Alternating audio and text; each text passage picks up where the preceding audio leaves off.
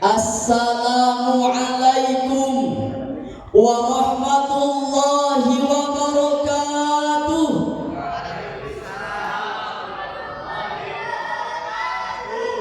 Alhamdulillahilladzi ja'ala al-ulama'a wal umara'a umana'a lil ummati war ra'iyyah. Wassalatu wassalamu ala sayyidina Muhammadin khairil bariyah wa ala alihi wa sahbihi wa tabi'ina lahum bi ihsanin ila yaumil ghashiyah. Amma ba'd. Sahabat Syarhil Quran yang berbahagia, Dewan Hakim yang mulia, bijaksana dengan tinta penilaiannya, semoga Allah hadiahkan surga. Setiap manusia akan sepakat bahwa salah satu kebutuhan dasar dalam menjalani bahtera kehidupan adalah dilingkupi dengan kedamaian, kesejahteraan dan keharmonisan. Bahkan hal ini dimaktubkan dalam salah satu fondasi konstitusi kehidupan bernegara yang tertuang dalam pembukaan Undang-Undang Dasar 1945 alinea keempat yang berbunyi, untuk memajukan kesejahteraan umum, mencerdaskan kehidupan bangsa, dan ikut melaksanakan ketertiban dunia yang berdasarkan kemerdekaan, kedamaian abadi dan keadilan sosial. Namun kadang harapan itu tidak sesuai dengan kenyataan. Keharmonisan dan perdamaian yang diharapkan harus dihadapkan dengan sinisme dan radikalisme yang terus terjadi belakangan. Pasca reformasi digulirkan dengan siasah kebebasan, opini dan pendapat bernada serangan disuarakan, saling hujat, saling serang marak kita temukan, propaganda konten radikal dan intoleran ramai disebarkan, jejaring terorisme masif melakukan pergerakan, bahkan dalam tahap mencegahkan konstitusi negara Islam terus dikampanyekan. Kemudian apa yang harus kita lakukan? Sebagai jawabannya akan kami uraikan dalam sebuah syarahan Al-Quran dengan judul Peran Ulama dan Umara dalam Menjaga Keutuhan Bangsa. Sebagai landasan awal, marilah kita simak bersama firman Allah dalam Al-Quran Surah An-Nisa ayat 59.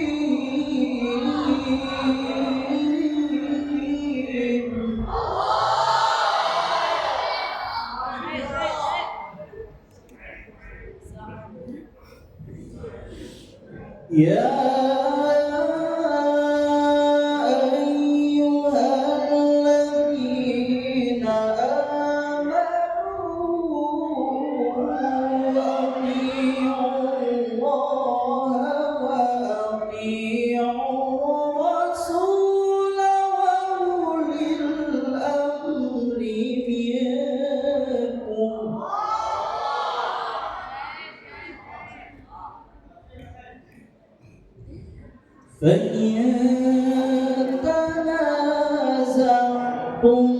في شيء فردوه إلى الله والرسول.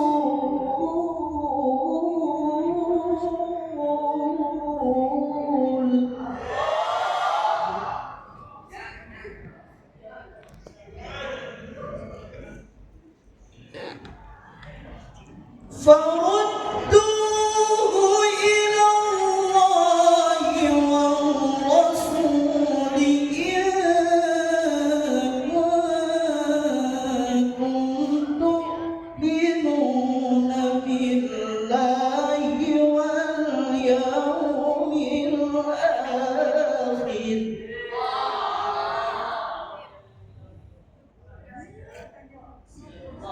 ذلك خير وأحسن تأويلا.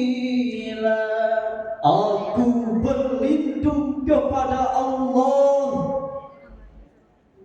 dari godaan setan yang terkutuk. Dengan nama Allah yang Maha Pengasih lagi Maha Penyayang.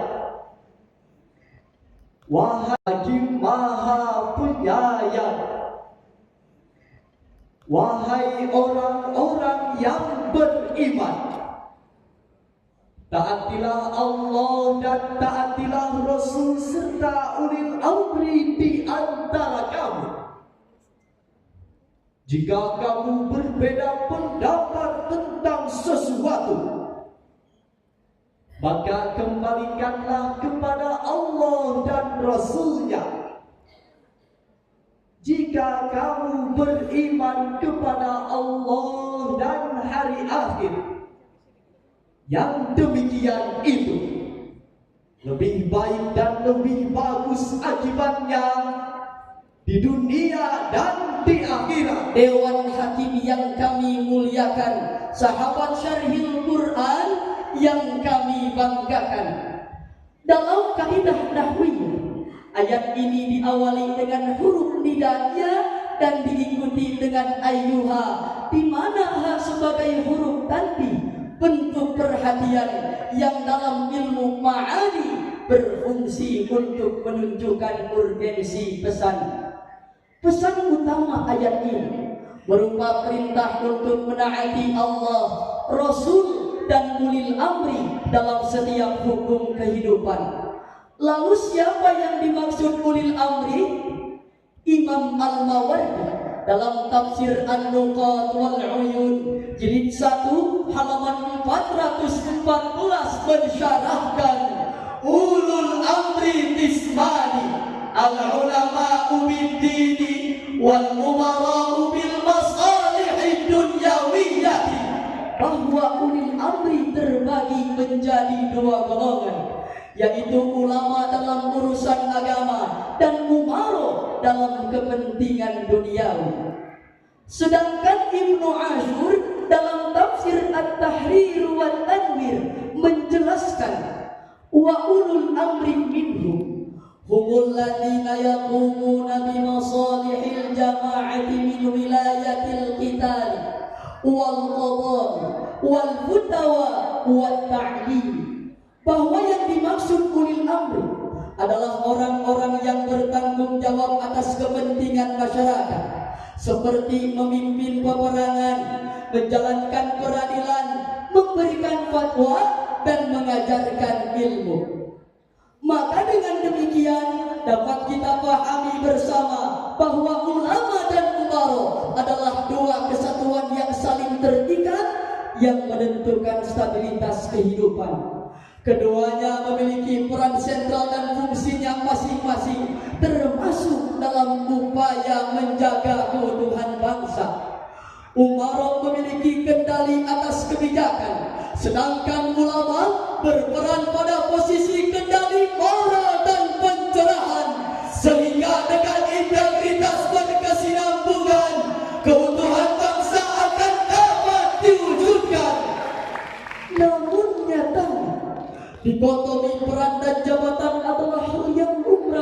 kita temukan ulama dan umara seringkali dipisahkan dengan benteng perbedaan. Tidak sedikit ulama yang menjelekan umara pada mimbar dakwah dan penyiaran.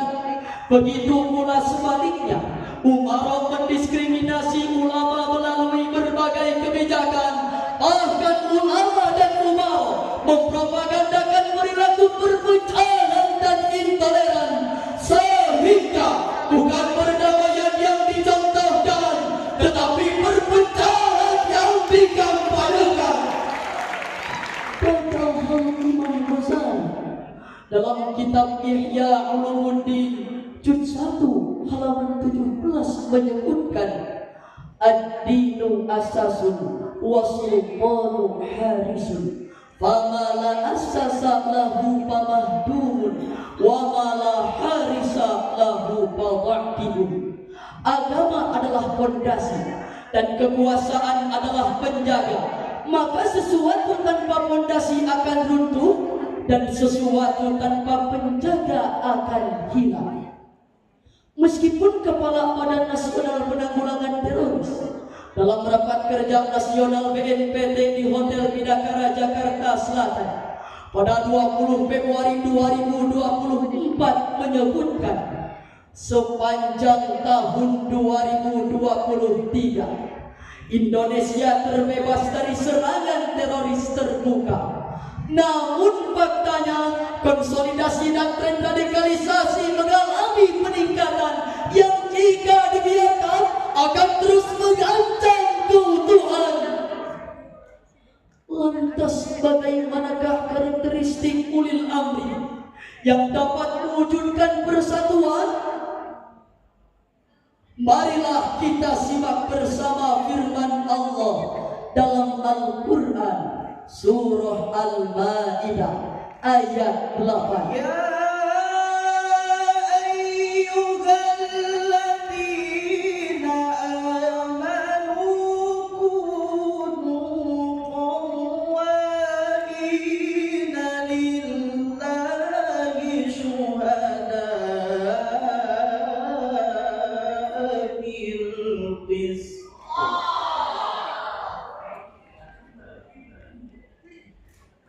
ولا يجرمنكم شنآن قوم على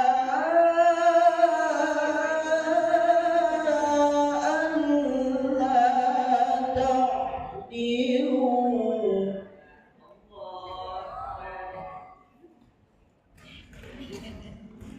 اعدلوا هو أقرب للتقوى واتقوا الله.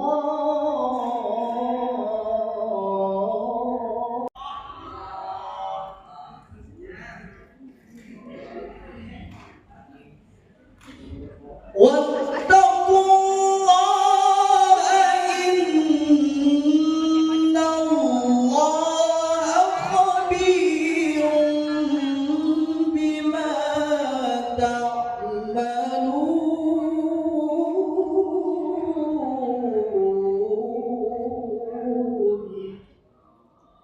Sadaqallahul azim. Wahai orang-orang yang beriman, jadilah kamu penegak kebenaran karena Allah dan saksi-saksi yang bertindak dengan adil. Janganlah kebencianmu terhadap suatu kaum mendorong kamu untuk berlaku tidak adil. Berlakulah dengan adil, karena adil itu lebih dekat pada takwa. Bertakwalah kepada Allah. Sesungguhnya Allah Maha teliti terhadap apa yang kamu kerjakan. Maha benar Allah dan Maha Agung. Dewan Hakim yang kami muliakan, sahabat Syarhil Quran yang kami banggakan, ayat ini merupakan landasan pokok karakteristik ulil amri, yaitu menjunjung keadilan yang bersifat universal. Karena pemimpin yang adil dapat menjaga kerukunan sosial, menata kehidupan masyarakat dari perilaku abnormal, menjalankan segala hukum dan kebijakan dengan profesional yang pada tujuannya menjadi fondasi keutuhan suatu bangsa. Imam Fakhruddin Ar-Razi dalam Mafatihul Ghaib jilid 1 halaman 320 mensyarahkan, innal adla min aqwa arkanad din wa huwa aqrabu ila taqwa li'annahu yu'alliful quluba wa yazilud dhaghaina wa bihi tastaqimu ahwalal alim. Sesungguhnya keadilan adalah salah satu pilar terpenting dalam agama. Keadilan mendekatkan seseorang pada takwa karena dapat menyatukan hati, menghilangkan kebencian, dan dapat menciptakan kestabilan dalam masyarakat. Sejalan dengan penafsiran tersebut, Profesor Dr. Muhammad Zaki Mubal, Guru Besar Fisip UIN Syarif Hidayatullah Jakarta, mengatakan, di antara penyebab munculnya gerakan radikalisme dan terorisme adalah ketidakpuasan masyarakat terhadap aturan dan ketentuan pemerintah, sehingga melalui pemimpin yang tidak adil, negara berada pada ambang kehancuran. Hal tersebut sebagaimana ditegaskan pula dalam hadis Rasulullah sallallahu alaihi wasallam, ayyuhan nas innama ahlakal ladina qablakum annahum kanu idza saraqa fihim asy-syarifu tarakuhu wa idza saraqa fihim ad-dha'ifu aqamu 'alaihi al-hadda. Wahai sekalian manusia, sesungguhnya hancurnya umat sebelum kalian adalah karena ketika yang mencuri dari golongan terpandang dibiarkan, tetapi jika yang mencuri adalah orang lemah, mereka menegakkan hukuman atasnya. Hadis riwayat Bukhari nomor 6788. Oleh karenanya, melalui mimbar musabaqah Syarhil Quran ini, kami mengajak kepada seluruh ulama dan pemimpin bangsa, mari wujudkan dan tegakkan keadilan, bahu-membahu mencipta kerukunan dan perdamaian, kuatkan integritas melalui kebijakan, gerakan pencerahan melalui mimbar pengajian, agar dapat mengantarkan umat Islam menjadi mercusuar dalam mencipta ketertiban. Sepakat tidak hadirin?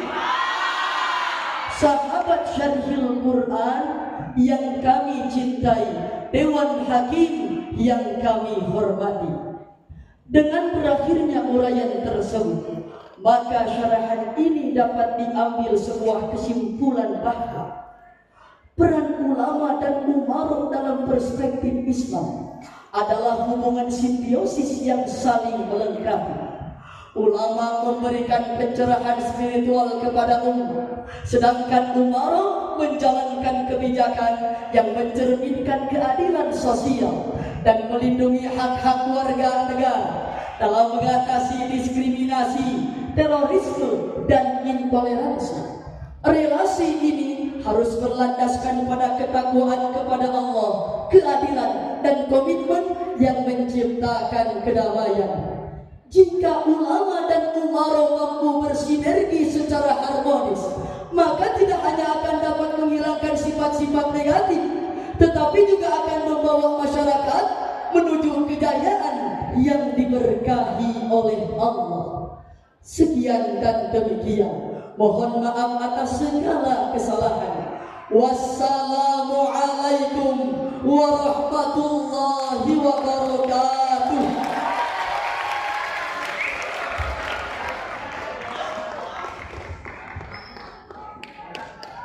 Baik. Dewan Hakim yang kami muliakan serta hadirin dan hadirat yang berbahagia, sekali lagi kita kasih aplaus dan semangat untuk putra-putri terbaik kita. Tentunya kami mengajak untuk para peserta ini momen terakhir, silakan